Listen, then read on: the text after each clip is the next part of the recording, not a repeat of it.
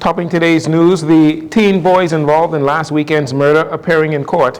Police looking for help in identifying the country's latest murder victim. Students on Grand Bahama struck by lightning while on campus. And more on the proposed specialty hospital as another town hall meeting is set for tonight.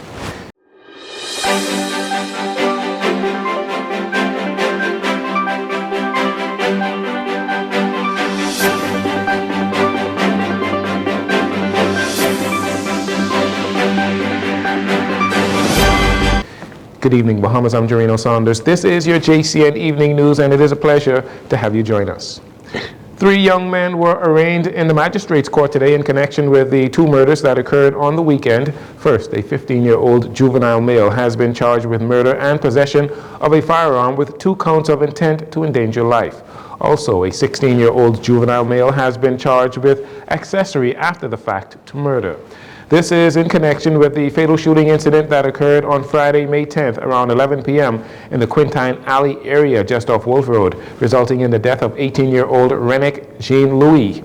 Also appearing in court today, an 18-year-old male charged with murder. This in connection with the fatal shooting that occurred on Saturday morning around 3 a.m. at a residence on Thrusher's Avenue, just 4 blocks away from Quintine Alley, resulting in the death of a 15-year-old Ricardo Bridgewater. Police say the 2 shooting incidents are related and are believed to be gang-related and started from a feud in high school. The parents of the victims and the suspects have been cooperating with the police, but may also face criminal charges for the actions of their children. Police on Grand Bahama need your help to identify the country's 50th murder victim. His body was found with gunshot wounds at an unfinished home on Bronze Drive in Fortune Bay, Freeport on Wednesday morning. The victim is described as having a dark brown complexion and dressed in a white t-shirt with dark-colored short pants. The victim was also wearing an ankle monitoring device, suggesting that he was out on bail for a criminal offense. Police urge anyone with information about this incident or who can identify the victim to contact 911, 919, or Grand Bahama's Criminal Investigations Department. You can also remain anonymous and call Crime Stoppers in Miami at 328-TIPS. That's 328-8477. The Public Hospitals Authority, the PHA, confirms that several students from the Bishop Michael Eldon High School are receiving medical attention at the Rand Memorial Hospital. That's in Freeport, Grand Bahama. This is following a lightning strike on a nearby tree. Currently, 8 students are under assessment. All are clinically and neurologically stable and are undergoing necessary tests. Doctors say they anticipate that 5 of the students will be discharged from the emergency department, while the remaining 3 are expected to require further medical attention and monitoring. At 5:54 a.m. this morning, the Bahamas Department of Meteorology issued a severe weather warning for Grand Bahama and Abaco with lightning and heavy showers.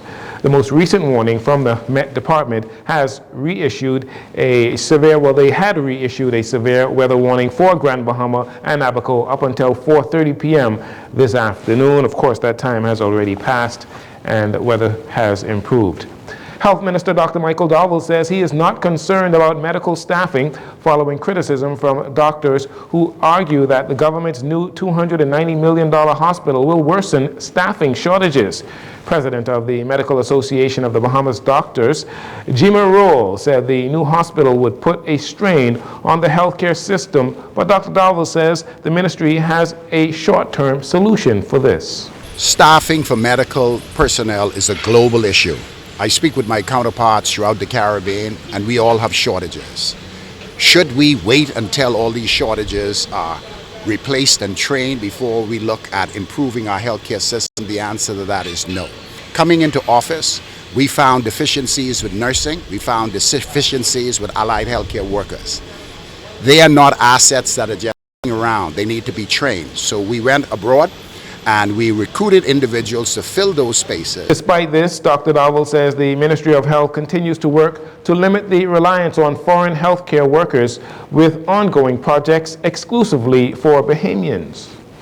We established our PHA Academy, whereby we are now going through the training process to make sure we train Bahamians in the intermediate term so that they could replace the short-term foreigners who come into the country.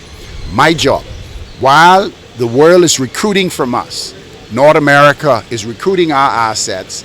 As Minister of Health, it's my responsibility to ensure that I keep the system going. And so if that means bringing people from outside to keep it going, that's what I would do. But I'm not concerned because the formula is straightforward. When you break ground for a hospital, you need to simultaneously start training. Dr. Darwell is defending the country's healthcare system, assuring the government has a timeline to ensure the $291 million hospital does not place an additional burden on allied healthcare workers.